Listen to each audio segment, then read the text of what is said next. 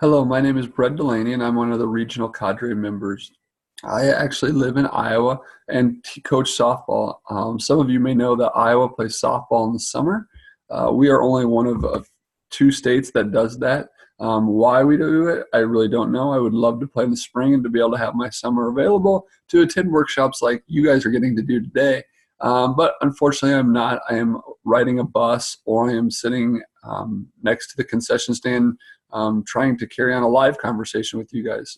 You would be watching this conversation right now if we were having technical difficulties, or like I just said, I was having bus troubles and couldn't get in touch with you guys. So hopefully you're enjoying Louisville and the baseball game and whatever activities they have planned for you. I was asked to present on some journals and blogs that I've done for this program over the last few years. And I have to tell you that it's probably one of the easiest and most challenging things that I've done to get reaches. But I want to kind of take you through my journey of how I've done it and what I've done. And then if you're watching this recording, we'll have to write down some questions and then send them to me and answer them later. Hopefully we're doing this live so that we can just answer questions as we go. Why body confidence and self-esteem is important for students. The early teen years are one of the most dynamic in terms of development, physically, emotionally, socially. Fitting in and being accepted by peers is central. In fact, brain science tells us that during early adolescence, social acceptance by peers may be processed by the brain similarly to pleasure rewards, such as receiving money and eating ice cream. There is a growing acknowledgement that social, emotional, and mental health of students is a vital ingredient in success in school and beyond the classroom. Self-esteem works in concert with the personality traits like openness, conscientiousness, and belief in one's ability to overcome obstacles. Research has found that self-esteem positively impacts academic self-efficacy and belief that school is important, which in turn impacts academic success. Now, I would love to take credit for this, but as you will find out, some of this information that I used for my journal post that I promoted to different organizations around the area actually came from items that we have available in our Dove Cadre resource folder. A little bit of background about myself. Like I said, my name is Brett Delaney. I am very active on some social media sites. There's my information. There's my email if you'd like to get in touch with me. But I have three young daughters at home. I have a 9-year-old, I have a 7-year-old, and I have a 5-year-old.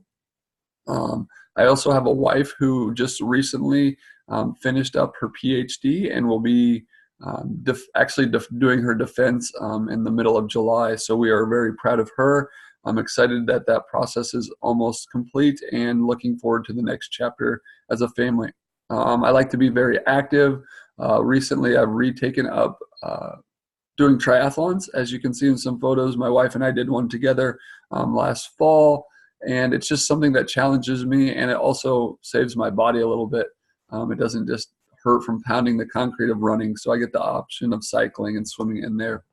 And it's one that it's just challenged a group of buddies to get together and reconnect and have some fun. And kind of like this program challenges our students, I was trying to find a challenge, so that's why I posted those pictures about myself.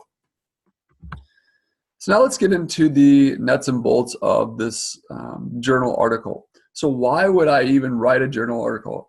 First of all, you'll find out I struggle writing. I don't like to write. I write as little as I can, but I had to find a way to reach as many people as I can. And leaving on the last retreat, I just had to find just a couple different ways. One, because my school district doesn't allow me to attend conferences very easily. If we want to attend anything, it has to be a conference that is Tuesday through Thursday. And in that case, it's still really tough to go. If the conference is Monday or Friday, then if we want to go, we have to take personal days. And obviously, we only have so many personal days, and sometimes we don't want to use them to attend conferences. But we have to, and that's okay too. So I wanted to do that. I was also on the Iowa Physical Education board at the time, and I was required to write a journal article, and I had no idea what I was going to write about. So I figured, well, why not combine these two and find a way to get this curriculum in the hands and the eyes of as many educators as I could. So my first initial one was for the Iowa Physical Education Board, PE Association.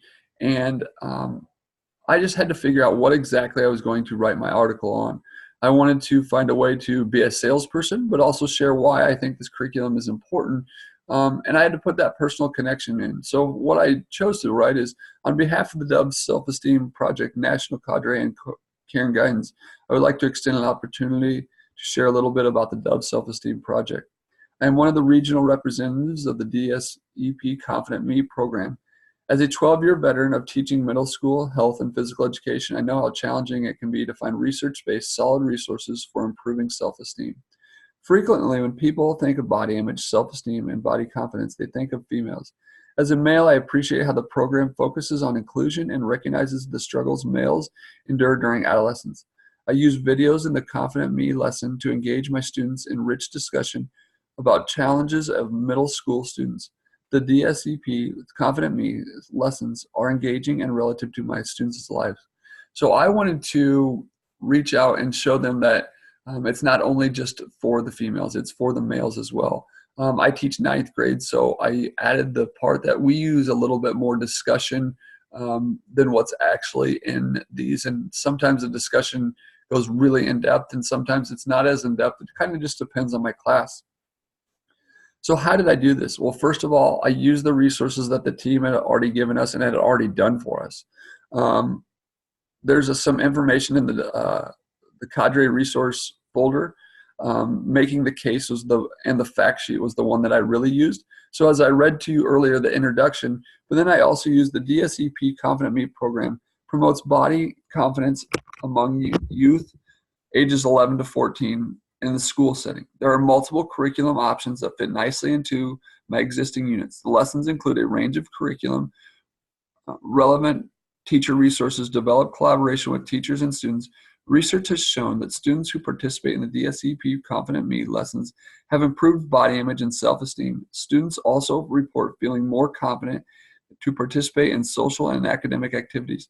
The core themes are tied to the national health standards and fit seamlessly into the mandates of the middle school level health in Iowa. And then if I send that out to another state, I always change that state. And there's a few things in my articles that I have to change. So who did I target? Well, I started out targeting just the physical education community, and I went out and I did the research. I got on their websites. I contacted either the president, the vice president, the president-elect, or if they had a publications person appointed, I contacted that person as well. And what I did in this email is I just made sure that I included who I was, what I was doing, what I was hoping to promote a journal article for them. And then I gave them a link to my journal article so they could actually read it right there. I didn't ask for them to respond to me in any way, but most of them did and said they got the email back. But I just kind of left it as an open-ended, here's this, hopefully that you can use it for your journal. I would love to see that journal if it actually gets published. And some of them have actually sent me the journals, others of them, as you'll find out in just a second, didn't, and then I realized it got published. So I just searched their websites. I used contacts that I had to get in touch with people, and some I heard back from, some I didn't hear back from. And then when did I send this to people? I actually try to think about the year broken down in quarters and when might an article come out. I know how Iowa works. I don't know how everybody else works. So I tried to find that right before the middle part of each quarter of the year. So like the September-ish time, October time, trying to let the school time come down and before the crazy stuff, the holidays set forth. I sent it also in the spring, just sometime in the February, middle of February, when everybody's kind of drained, looking for things to do. The next journal article might be coming out in March and April, so they've got to be getting ready. So it's kind of my thought process on that. This last round that I sent out, I actually sent out because our work plan was due, and I was like, oh, I should send all these out. So I kind of sent it out at the same time that our work plan was due. So now that you've sent it out, what are you going to do now? Well, the one thing that I would recommend is if you do this is have a pre-made template of responses. So I did not have this at first. I had all of a sudden one day like 10 emails pop in and like, hey, I'm interested, because in the article I actually put my email address and how to contact me in this. But I eventually had a pre-made template that I made sure to thank them, made sure that they knew there was going to be a lot of information in this. And then I gave an overview of the program. I gave links to how they could find it. All they had to do is click on the link. I actually made a YouTube video of me going through the slideshow in an abbreviated format to kind of give them an idea of what the slideshow is going to be about. I also kind of overviewed the website, so once they got into that. And I had that in this pre-made email. I used the Cadre resource folder again. And then I always ended the email about the incentives. I know that typically hooks some people sometimes. And then I also made sure that if at any point they had any questions or concerns or couldn't figure out how to do something, that they made sure to contact me. And I've actually had a couple people reach back out to me and find ways to do that. So that's kind of the journal in a nutshell. I try to make it as easy as possible. Like I said, I used a lot of the information from the Cadre resource folder and then put in some personal touches in there. I tried to make different changes for different states if I knew about the state. If I didn't, I kept it very general in there. But like I said, it was a really easy way to get anywhere from 5 a state to 1 state. I had 25 last time. It just kind of depends on the reach of their article. And it's kind of interesting that it also shows who reads the article right away. So now the next part of this presentation is the blog post. When the opportunity came, I think Jess or Internet or somebody sent out, oh, we'd be interested in people and the Cadre members writing for the blog. And I was like, well, I mean, I want to be as active as I can. I don't really like to write. I've never written a blog. So, well, why not? Let's give it a shot. Okay, what could be the worst part about this? Well, the worst part is like I said earlier, I really don't like to write. I struggle at writing. One reason why I almost didn't go back to grad school is because I knew how much writing it would be. But I've also, in that grad school experience, gained some self-confidence in myself and figured out a better way and more efficient way for me to write and slow down and then really focus on what I need to do. So I was a good process there. So I said, why not? Let's put this into work. So then I had to think, all right, now what am I going to write about? Google's forms they're asking for a title, they're asking for a subject. What in the world can I write about? I really am not that cool of a guy. I really not have much going on in my life. How can I do? And then all of a sudden in the middle of the night, one night, it just kind of popped into my head. Why not write why you actually got involved in this program? Not only because this program puts out good information, but also because of the connection it makes to the males in this. And I've provided the team and you guys with a copy of the article, so I'm not going to read my my blog post, but it just kind of walks you through why I got started, how I got started, and the impact it made on just one specific student. And I know I only picked one specific student, but it actually has impacted a lot of students. And the conversation that's happened throughout the year is awesome, because I normally teach this program early in the year. And then we spiral it throughout the year and just kind of always reconnect it and work on different things from the program. So my blog, as you're hopefully are reading right now or will read, just kind of shows the connection, why I got involved from the male aspect. So that's kind of journals and blogs in a nutshell. I'm more than willing to help answer any questions.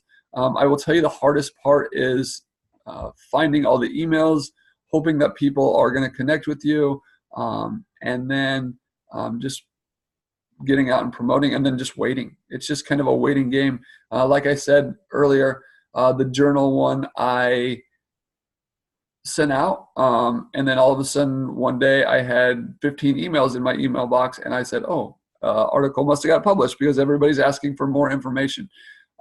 In that journal article, and I've also provided that copy of a full journal article for you, I did leave it kind of open-ended. I wanted them to get just enough so they did have to contact me. And also, I didn't put the link to the information in that, so they did contact me and I could get the reaches from it. It's just kind of one little tactic that I used. But like I said, one of the easiest ways that I've gotten reaches to date is doing the journal article. And I've actually submitted a different journal article the second time around, and next year as this process goes again, I'll probably write up a third journal article that's just a little bit different. And I think I have a couple ideas of how I want to do that. But anything that I can help with, please let me know. And thank you for listening.